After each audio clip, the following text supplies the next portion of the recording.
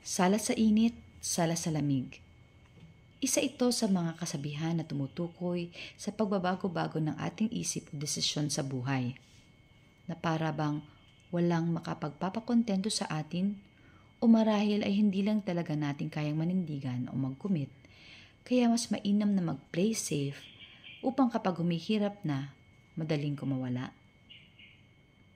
Madayaw, ako si Nerin Kitain mula sa Holy Trinity Community in Davao. Tara na sa landas ng pag-asa. Sa ebanghelyo natin sa araw na ito ay sinabi ni Jesus, "Sa ano ko nga ihahambing ang mga tao ngayon? At ano ang nakakatulad nila?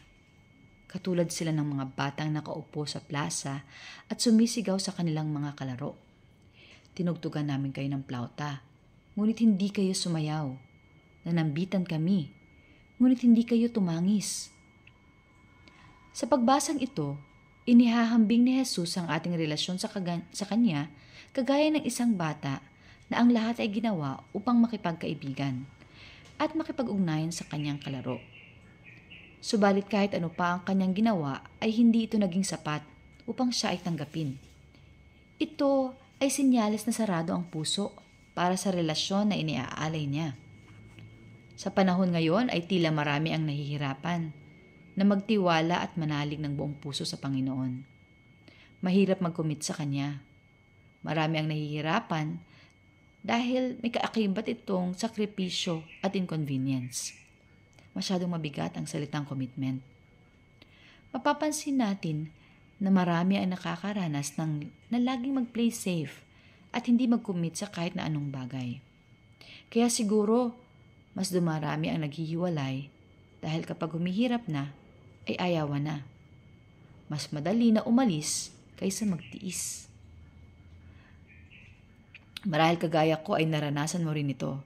Sa bawat pagkakataon na hindi ka makapanindigan dahil sa takot na hindi mo kakayanin, ang hirap na kaakibat ng iyong desisyon.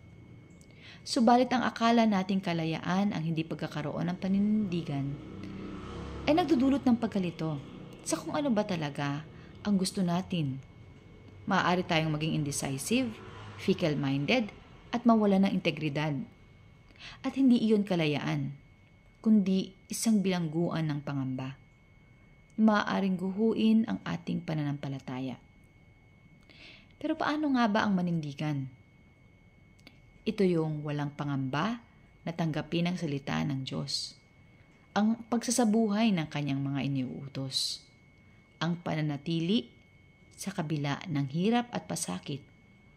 Ito yung pagbibigay na walang hinihintay na kapalit.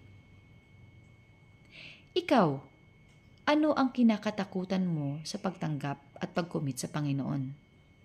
Ano ang paanyaya niya sa iyo upang lumalim ang iyong relasyon? At ano ang maaari mong gawin sa linggong ito upang maging matibay ang iyong pananampalataya sa Kanya? Kung ikaw ay na-bless ng maikling video na ito, paki-like at paki-share at maging landas ng pag-asa.